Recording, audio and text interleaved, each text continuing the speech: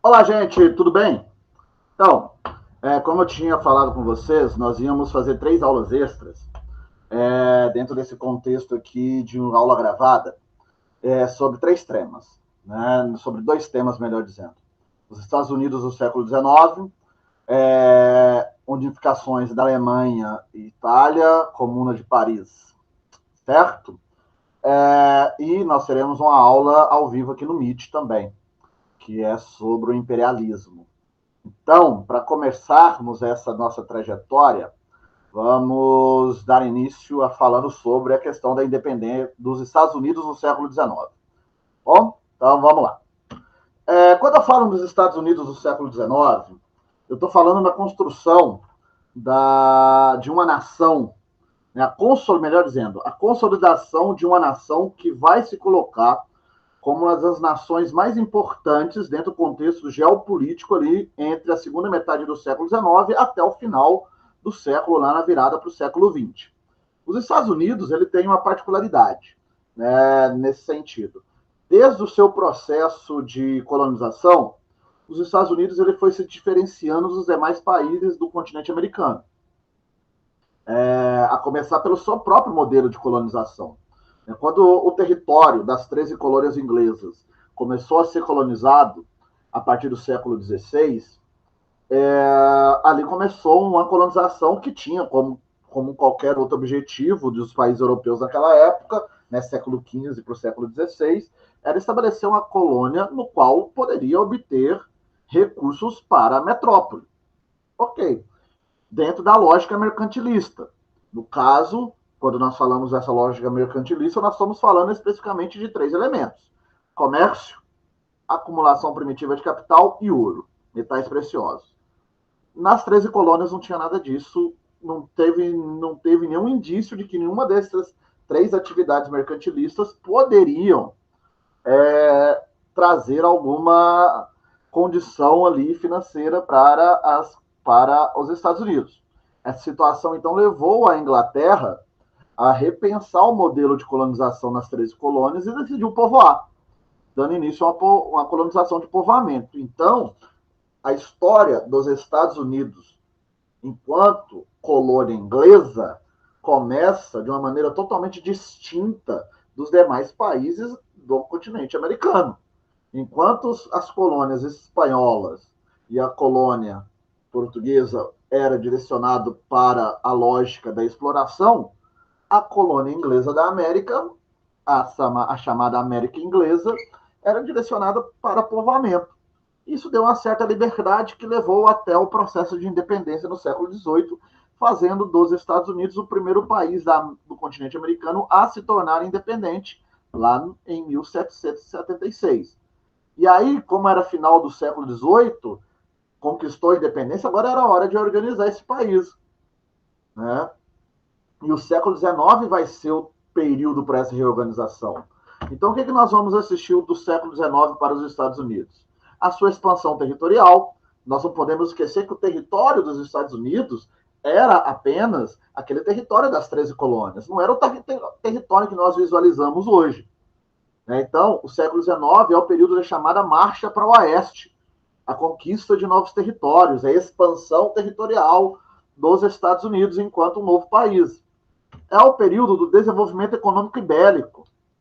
Você vai ter o avanço do processo de industrialização, você vai ver a busca por um aparato militar que fizesse frente, né, ou pelo menos chegasse ao mesmo nível dos países europeus, né, porque os Estados Unidos vai se colocar dentro dessa lógica imperialista. E se eu estou dentro de uma lógica imperialista, eu necessito do quê? Eu necessito de forças militares.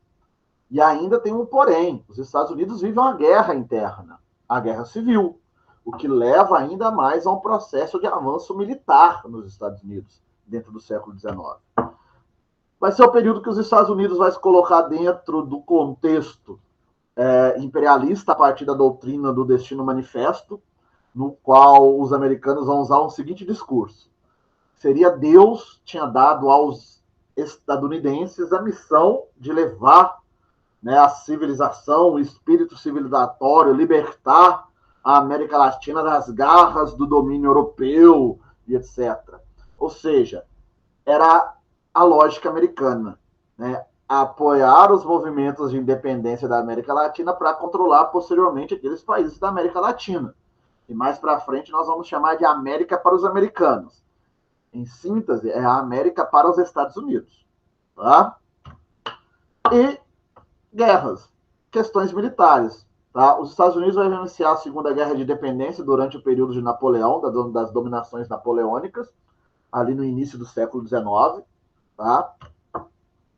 Os Estados Unidos vai colocar em prática a sua política imperialista após essa Segunda Guerra de Independência, para mostrar sua força sobre o continente americano, a doutrina Monroe, né, que é a América para os americanos, como eu disse para vocês, a América para os Estados Unidos. É nesse momento, quando você tem a doutrina Monroe, que os Estados Unidos vai dar início à sua política imperialista. Tá? A doutrina Monroe foi criada para ser um instrumento político no qual os Estados Unidos vai se colocar a favor de todos os processos de independência da América Latina. Tá? Por exemplo, em 1822, quando o Brasil se tornou independente de Portugal, qual foi o primeiro país a reconhecer nossa independência? Os Estados Unidos, baseado na doutrina Monroe. Tá? Então, era algo que os Estados Unidos tinham em mente ali. Ó, nós vamos apoiar todos os atos direcionados ao processo de independência da América Latina, porque nós gostamos dos latino-americanos, nós queremos esse povo latino livre. Então, porque essa liberdade significa se livrar das garras coloniais dos países europeus para se tornar um território totalmente independente dos Estados Unidos. O exemplo clássico disso é as independências de Cuba e de Porto Rico. Quando Cuba e Porto Rico quando houve a guerra hispano-americana, que definiu, né, a independência de Cuba, os Estados Unidos participou desse conflito contra os espanhóis. Conseguiu ajudar no processo de independência de Cuba, mas exigiu o controle de Porto Rico e o território cubano ficou sob o controle dos Estados Unidos até a Revolução de Fidel Castro. Então essa era a lógica dos Estados Unidos. Porto Rico até hoje é um protetorado dos Estados Unidos. É uma colônia dos Estados Unidos, em pleno século XXI. Tá? Então essa doutrina Monroe não era para libertar os americanos e dar a eles a liberdade, não. Era para libertar os americanos, para dar controle, dominação política aos estadunidenses. Isso era a doutrina Monroe. Tá? E tudo começa com a expansão territorial. Então o século XIX para os Estados Unidos, ele se inicia com a ideia da expansão territorial. Como faz isso? Essa expansão imperialista está muito ligada ao Destino Manifesto, né, que é essa política, essa doutrina política criada ali nos Estados Unidos, que mostrando que os Estados Unidos seria a grande nação civilizatória do território americano. E o primeiro passo para isso era conquistar territórios e mostrar sua força, que é o início do que nós chamamos do início do processo da conquista do Oeste. Né, sair daquela faixa litorânea do Atlântico e atravessar uma ponta a outra, né, do Atlântico ao Pacífico, costa pacífica, costa atlântica, e fazer esse território gigantesco aí nos Estados Unidos. Para isso, o que eu vou fazer? Né? Eu vou, primeiro, conquistar terras. E para conquistar terras, eu vou ter um objetivo. Eu preciso de novas terras para dar, né, um aporte à minha economia voltada para a monocultura, e essa economia de monocultura para atender dois mercados, o mercado da exportação, o mercado externo e o mercado interno. Então, precisava de novas terras para expandir, né, essa atividade econômica. E, para isso, nós vamos usar de várias estratégias para conquistar terras. Né? Nós vamos comprar territórios. Vamos comprar território da França, da Espanha, da Rússia. Da França, nós compramos o território da Louisiana. Da Espanha, nós compramos a Flórida. E da Rússia, o Alasca. Ah, Bruno, mas o Alasca é aquele território gelado. O que nós vamos plantar lá? Nada, mas tem petróleo. Né? Tem petróleo. Tem economia da pesca. Você tinha outros interesses ali no Alasca, além da questão da agricultura. Tá? Eu vou impor dominação territorial ao México. Vão entrar em guerra. Os Estados Unidos entram em guerra com o México para conquistar territórios até então mexicanos. O México, que tinha acabado de se tornar um território independente, logo se viu numa guerra contra os Estados Unidos para defender seus territórios. Foi derrotado. E os Estados Unidos tomou à força os territórios do Texas, do Novo México e da Califórnia. Esses 3 territórios pertenciam ao México. Tá? E eu vou, então, ainda expandir meu território sobre a terra dos nativos. Marcha para o oeste significa massacre ao povo nativo americano. Tá? O povo nativo estadunidense foi totalmente exterminado, a população indígena. É o famoso Velho Oeste, né? Invadir os territórios até então dominados por índios e matá-los. Foi isso que o governo americano fez, o governo estadunidense fez. E assim eu vou expandindo meu território. E assim eu começo a pensar, a criar minha mentalidade imperialista. E essa minha mentalidade imperialista será posta sobre qual território? A América Latina. E aí eu crio uma política imperialista para isso. O Big Stick. Quando eu vou pensar, olha, expandir meu território interno, agora eu preciso dominar territórios externos e eu ter controle político e econômico desses territórios. Vou aproveitar esse cenário da América Latina, no qual ainda os países estão lutando pelas suas liberdades, e vou ajudá-los a se libertar. Inclusive fazendo intervenção militar para ajudá-los, com a política do Big Stick, o grande porrete, que significa nada mais nada menos que eu estabelecer uma intervenção militar em prol desses países latino-americanos para dar eles a independência. Foi assim em Cuba, foi aí a guerra hispano-americana, quando os Estados Unidos usou forças militares para garantir a independência de Cuba e Porto Rico, para posteriormente eu ter o controle de Cuba e Porto Rico. Então os Estados Unidos jogavam nessa lógica. Essa é a lógica imperialista dos Estados Unidos. Tá? Eu vou ajudá-los a libertar das suas garras de dominação europeia, não porque eu quero ver esse povo liberto, de maneira alguma. Eu quero ver esse povo livre, mas sob o meu controle. Bem Estados Unidos isso. Tá? E eles vão fazer isso em toda a América Latina. Ok? E aí, passada essa fase da política imperial, né, passada essa fase da política expansionista, os Estados Unidos, na segunda metade do século XIX, sofrem uma bala. A Guerra Civil Americana. Que vai trazer consequências positivas e negativas, claro. Né? Todo evento militar tem suas consequências. No caso aqui, né, nós vamos assistir uma consequência positiva, algumas consequências positivas, mas também vamos ver questões políticas aqui que não são tão benéficas para os Estados Unidos, tá bom? A Guerra Civil Americana, ela também é conhecida como a Guerra de Secessão, e ela foi importante para consolidar o sistema capitalista nos Estados Unidos. Tá? Então, uma das importâncias dessa Guerra Civil foi esta. A partir da Guerra Civil, os Estados Unidos, após o pós-guerra, os Estados Unidos se posiciona dentro do cenário mundial como uma nação capitalista consolidada. Tá?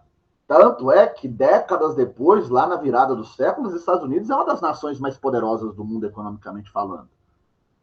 Então a Guerra de Secessão, ela traz essa consequência. Porque após essa guerra você vai ver o avanço industrial dos Estados Unidos, o avanço político dos Estados Unidos sobre a América Latina, o avanço militar dos Estados Unidos, se consolida como uma grande nação, neste momento, regional, dentro do território americano. Mas após a Primeira Guerra, já sai nas alturas. Eu sou a grande nação do mundo. Tá? Então, a construção dessa grande nação, economicamente falando, politicamente falando, começa na Guerra de Secessão. E aí os Estados Unidos se posicionam como uma nação capitalista consolidada. Tá? E o que está em jogo na Guerra de Secessão? A Guerra de Secessão foi uma guerra que coloca, uma guerra civil, que vai colocar 2 grupos frente a frente. A galera do Sul, os sulistas, que eram a favor da escravidão, e a galera do Norte, que era contra a escravidão. Então, o centro, da questão política que leva a este conflito é a escravidão, tá? Mas não somente, tá? Nós temos esses 3 pontos aqui para pensar o que vai levar a essa guerra entre Sul e Norte. Primeiro, questão alfandegária.